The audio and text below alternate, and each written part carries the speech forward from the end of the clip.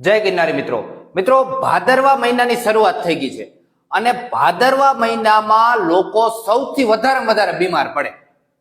લોકોને શરદી, ઉધરસ, તાવ અને કફના સૌથી વધારેમાં વધારે જો ક્યારે પ્રશ્ન આવતો હોય ને ભાદરવા મહિનામાં છે. તો જો તમારે ભાદરવા મહિનામાં બીમાર જ ન પડવું હોય ને તો હું તમને આજે થોડાક સ્ટેપ શીખવાડું છું. થોડીક લાઈફસ્ટાઈલ ભાદરવા મહિનામાં તમારે કેવી રીતે જીવવું, થોડીક વસ્તુ તમે જાણી લેશો ને તો તમે ભાદરવો અને આસો કે જેને શરદ ઋતુ કહેવાય છે, આ શરદ ઋતુ દરમિયાન તમે ક્યારેય માંદા નહીં પડો. આ ગેરંટી છે. બરાબર. જો મિત્રો, શરદ ઋતુ છે ને એને રોગોની માતા કહેવાય છે. આપણે ઉપર જ બોર્ડ માર્યો છે, રોગાણામ શારદી માતા. બરાબર. શરદ ઋતુને રોગોની માતા કહેવાય છે. પહેલા એવા આશીર્વાદ આપવામાં આવતા કે 100 શરદ જીવો. બરાબર. કે શરદ ઋતુ જે ગળકી ગયો, મતલબ જે પસાર કરી ગયા, બરાબર, એ પાછા માંદા નથી પડતા, ઓછા માંદા પડે છે. બરાબર. ટૂંકમાં આપણા જેવા વ્યક્તિ, જે નોર્મલ વ્યક્તિ છે, એને શું ધ્યાન રાખવાનું ભાદરવા મહિનામાં, મતલબ શરદ ઋતુમાં? અને કદાચ તમે આ ધ્યાન ન રાખ્યું, બીમાર પડ્યા, તો તમારે બીમાર વ્યક્તિને શું કરવાનું છે, એને કેવી રીતે તમારી જે બીમારી છે એને દૂર કરી શકો, આ બધી ડિટેલમાં, પૂરી ડિટેલમાં વાત કરવી છે આજે. બરાબર. તો સારું, શરૂઆત કરીએ કે સવાર તમારે દિનચર્યા કેવી રાખવી. નોર્મલ વ્યક્તિ, મતલબ આપણા જેવા વ્યક્તિએ ભાદરવા મહિનામાં દિનચર્યા કેવી રાખવી. બરાબર. તો શરૂઆત છે નાસ્તાથી. નાસ્તામાં તમારે મિત્રો 30 દિવસ ભાદરવામાં ખીર ખાવી. ખીર શું કરવા ખાવી? જો શરદ ઋતુ પહેલા વર્ષા હોય છે. બરાબર. વર્ષામાં આપણા શરીરમાં કફ હોય ને, કફ એનો સંચય થયો હોય, મતલબ ભેગો થયો હોય, મતલબ કફ જમા થયો હોય. જેવો ભાદરવો, મતલબ કે જેવી શરદ ઋતુ આવે, જેવા ગરમીનું પ્રમાણ વધે એટલે કફ બહાર નીકળે, એટલે કફનો પ્રકોપ થયો કહેવાય, એટલે તમે માંદા પડો. કફનો પ્રકોપ એટલે તાવ. તમને ખબર છે ભાદરવા, મતલબ ભાદરવા મહિનામાં તાવ બહુ આવે છે. આ તાવ પાછળનું કારણ આ જ છે. કફ જમા થયો હોય, કફ નીકળો એટલે તાવ આવ્યો. રેડી? પહેલી વસ્તુ તમારે કરવાની છે, 30 દિવસ સવારમાં નાસ્તામાં ખીર ખાવાની છે. મિત્રો, તમને ખ્યાલ હશે ભાદરવા મહિનામાં આપણે શ્રાદ્ધ નાખીએ. આ શ્રાદ્ધ હું કરવા નાખીએ?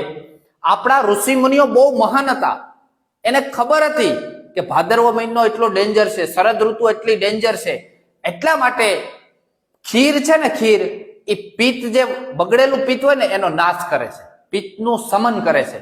એટલા માટે આપણા ઋષિ મુનિઓએ ખીર શ્રાદ્ધ હું કરવા, શ્રાદ્ધ નાખવા માટે તો કીધું ચાલો, પણ એ નાખશે ને તો ખાશે પણ. એટલા માટે ખીરનું મહત્વ છે. આ શ્રાદ્ધ જે નાખીએ ને એની પાછળનું વૈજ્ઞાનિક કારણ આ છે. રેડી? સમજી ગયા? બીજું, કાળી દ્રાક્ષ. બરાબર. સવારના નાસ્તામાં જેને પિત્ત બગડે અથવા પિત્ત ન ટૂંકમાં વધારે બગડે એના માટે તમે કાળી દ્રાક્ષનો પ્રયોગ કરી શકો. બરાબર. કાળી દ્રાક્ષ ઉત્તમ, 10-15 દાણા સવારે રોજ લઈ શકાય. ત્રીજી, કે સવારે નાસ્તામાં ઘી, ગોળ અને રોટલી ગરમા ગરમ ખાઈ શકાય. જો આ ભાદરવા મહિનાનું મેનુ કહું હો તમને, ભાદરવા મહિનામાં તમે આ પ્રમાણે મેનુ રાખો ને એટલે 100% તમે માંદા નહીં પડો. આ ગેરંટી. રેડી? બીજું, હવે બપોરની વાત છે. સવારે નાસ્તો પૂરો થઈ ગયો, બપોરે શું કરવું? તો બપોરે તમારે શાકમાં વેલાવાળા શાકભાજી લેવા. મતલબ કે દૂધી, પરવળ, કંટોલા, કારેલા, ગલકા, તુરિયા, જે પણ વેલાવાળી છે એમાં રેસાનું પ્રમાણ વધારે હોય છે, મતલબ ફાઈબરનું પ્રમાણ વધારે હોય છે. એટલે જે શાક છે એવા જ પસંદ કરવા. અને કુદરતને ખબર હતી, જો ભાદરવા મહિનામાં અત્યારે ગલકા, તુરિયાની જ મોસમ હોય, તમને ખબર છે, એટલે એ જ શાકભાજી વધારે ખાવા. રેડી?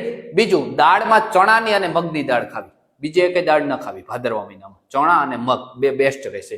અને સૌથી વધારે ચોખા ખાવા. બપોરે ભાત તમે ખાઈ શકો, સવારે ખીર ખાઈ જાઓ, સાંજે ખીચડી ખાઈ જાઓ. ચોખાનું પ્રમાણ જેટલું વધારે ખાવામાં રહેશે ને, રાઈસ, ચોખા એ બેસ્ટ.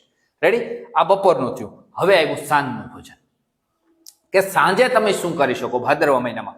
તો સાંજે મગની ખીચડી અને ચોખાની આઈટમ વધારે ખાવી. બરાબર. રોટલી, ભાખરી, શાક એ ખાતા હોય, પણ સાથે તમારે ખીચડી 30 દિવસે ખાવી.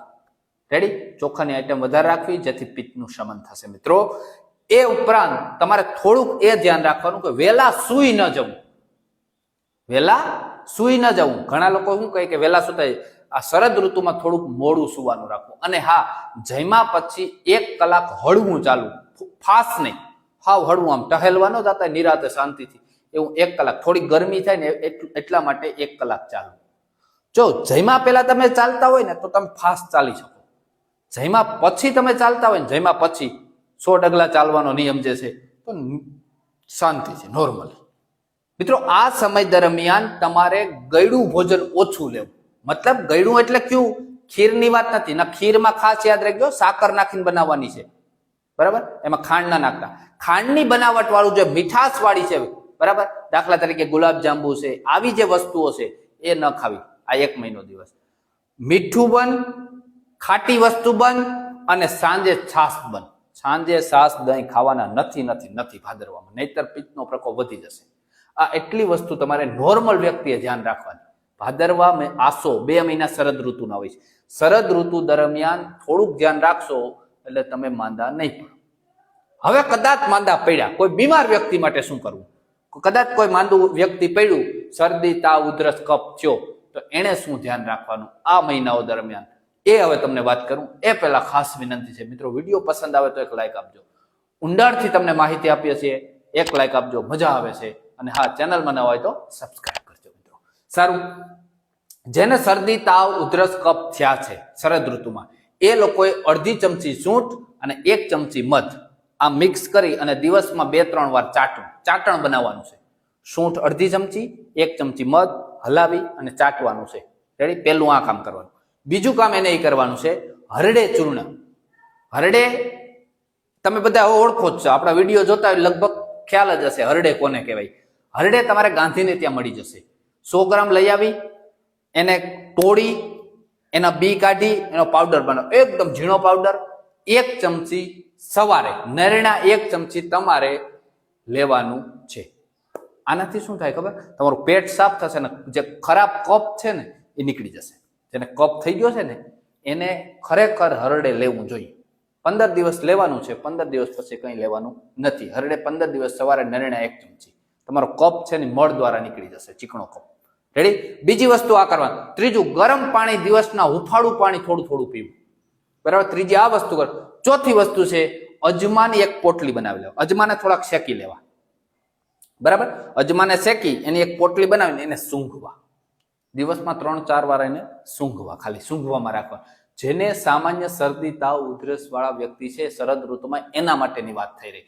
જો આ પ્રયોગ કરશો એટલે તો એને તો થવાનું જ નથી. આ રીતે તમે એમાં ખીર છે ને મિત્રો, બેસ્ટ રહેશે. અત્યારે કાયમી 30 દિવસે સવારમાં ખીર ખાય જ લેવાની. બીજું કે કદાચ તમને તાવની અસર હોય કે શરદી કફ હોય તો તમે સુદર્શન ઘનવટી અને બીજી એક સુદર્શન મહાઘનવટી, બરાબર, આ બંને આવે છે, તૈયાર મળી જાય છે. ગાંધીને ત્યાં નાની આવી ટીકડીઓ આવે છે. એ 2-3 ટીકડી તમારે ચાવી જાવી પહેલા, 2 થી 3, બરાબર? અને માથે થોડું ગરમ પાણી પી લેવાનું. આવું તમે 3 ટાઈમ કરી શકો, બરાબર?